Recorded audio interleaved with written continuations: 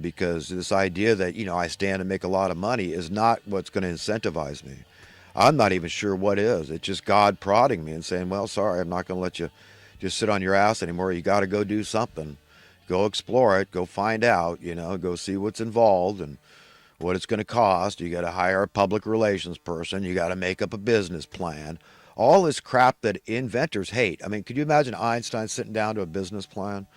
I mean, it's just bull crap. Tesla.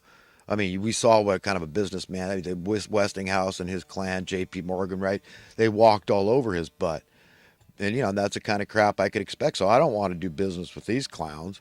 That was his mistake. He should have just found some angel investor, some obscure angel investor, and say, yeah, just do this on your own. But of course, these people would have been a fly in the ointment. They don't want people free. It's just like my idea of giving everybody their own government approved money printing press.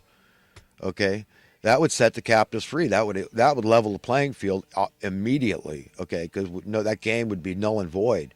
You couldn't play that money printing game anymore. Oh, I've got more than you. I've got an advantage over you, nanny nanny. Okay, no, no, no, bull.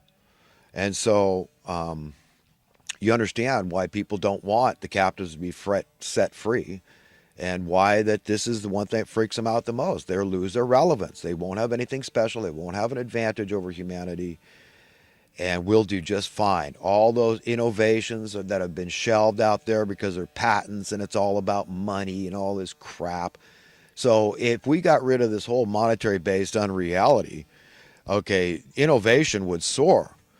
We'd have been running our cars on water a long time ago with miniaturized hydrogen production units under our hood. Okay, this is the reality. Okay, I'm not going to believe you. Anybody that tries to tell me that we have miniaturized computers to the point of putting them on a wristwatch, right? Not this one, but some wristwatch have a computer on them, right?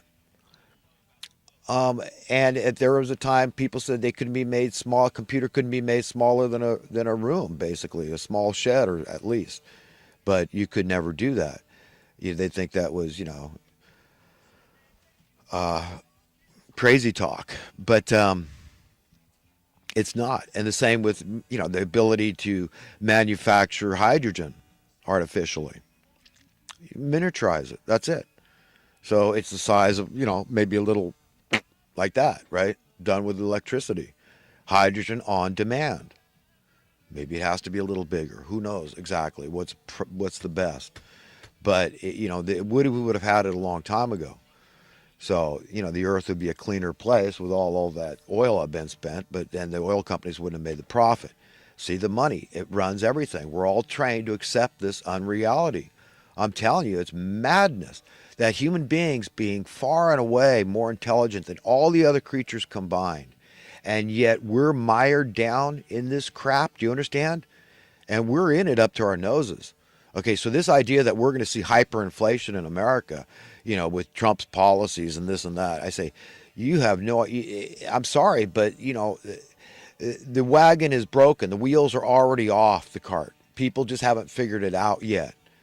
Okay, we've hit the wall, but not all parts of the car have collapsed. Do you understand? People got to understand the implications, the trauma, of an economic reset of reality in this country. To really be honest, to understand how remiss, utterly, intentionally, deliberately remiss the Labor Department has been in raising minimum wage year by year. If people are manipulating markets, these colluding special interest groups, and the government's involved in all this because they make more money off the taxes, that's the why and wherefore, that's the incentive, that's the motivation why the government's involved. They're another special interest group doing this. And the Labor Department sits there with its fingers up its behind and says, well, we're getting advice from the Federal Reserve. So, no, we don't have to include that in the cost of living or that, when really you do. I mean, the only parts of the cost of living I really am talking about here is the stuff you can't get away from, the essential, basic human needs: food, water, energy needs, okay, housing costs. I don't care about the luxury stuff. But they know they can't get away with manipulating that market because we can all live without all the luxury stuff. So it doesn't matter if they want to charge $1 million for a smartphone and nobody was buying it. Good luck with that. You understand? So they can't Indebted us. That's what they did with housing. All we need is, that's where the bonfire is, the big fire. Then it sets all these spot fires. It causes this chain reaction. So when they manipulate this market and they fix prices in the housing market, rig the prices, okay, and work them upward, it's unnatural, okay, it's crony capitalism, okay, it should be totally illegal. People should go to jail for doing this, colluding, all these people that have an interest in driving that market up, okay, and feeding that fire, and then all the embers are shooting out and these spot fires are started, this chain reaction inflation where, hey, my housing costs went up. Of course I got to charge more for my services or my goods and services, okay, whatever you have to offer. Of course, it's a no-brainer, right? The spot fire starts. An ember landed, a hot ember, and it scorched it and said, wow, I got to start my own fire here. And so more and more it spreads, it metastasizes, right? And just spreads all over the place. It's cause and effect. What goes around comes around. And that's what we've got, is tyranny. So when you understand how you're being tyrannized through your currency being debased artificially, inorganically, unnaturally, it's contrived, it's on purpose, it's deliberate, it's intentional that they're doing this. This is how they're stealing your wealth. Do you understand? They put this national debt on us. We got all this crime that goes on, people trying to run, they're trying to escape from reality, taking all these opioids. They can't cope anymore. People are running to one vice after another. You know, we're just running. We're trying to escape. God understands, and it's terribly sad. These wars where children and innocent people are being killed. I mean, it's so horrific, and God's witnessing all this. So when you wonder what God's, pissed off about, and you wonder if you ought to have this thing they call the fear of God in your soul, I highly recommend you do, and I highly recommend you repent for your evil, your sin, and stop being evil. It's as simple as that. You choose today to not be evil, to be a good American, to be an egalitarian, to be a good Christian, child of God, to be a fragrant aroma in his nostril, and reject elitism in all its degrees. Don't even prescribe to it even a little bit. Do not open that door to be like these people that would destroy your life, that would divide us. Destruction through division, right? Do you understand how that works? United we stand, divided we fall. That's what they want. They want us divided. We've got to just expose their lies and bring good liberals together with good conservatives and people that are honest about capitalism and understand rudimentary, fundamental, basic economic principles of supply and demand, and injecting progress in which direction we're supposed to go in regard to wealth imbalance and wealth in this imbalance or balance thereof. Okay, do you understand? And with the poverty thing, how it's supposed to dry up, why it's supposed to dry up. Because we as a collective society, as communities, okay, there's an accumulation of information over the ages that belongs to all of us, have found easier and easier methods to produce the things we need and the things we want. And this is why they get cheaper and cheaper and cheaper.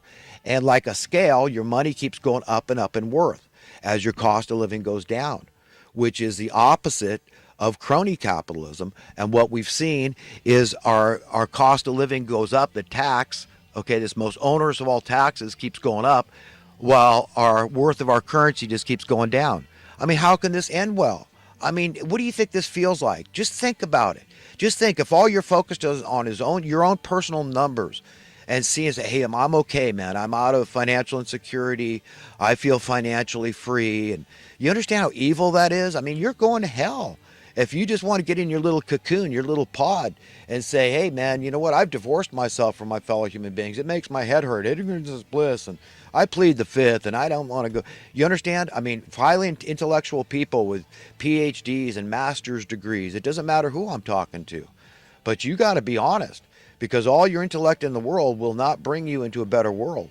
If you're okay with this world where people start wars for profit, if you're okay with this world where people create poverty, to have crime, and to have misery in society, okay, and just keep getting away with their crimes against humanity and national debt, and bring in the social welfare system to make us all dependent because they've destroyed it, and they've got to, if they don't do something, then we'll all go crazy because we'll see women and children dying out in the cold and we'll revolt. So they're doing everything they can to walk this tightrope of tyranny against us. That's what they're doing. but it just keeps getting worse. What do you think it feels like?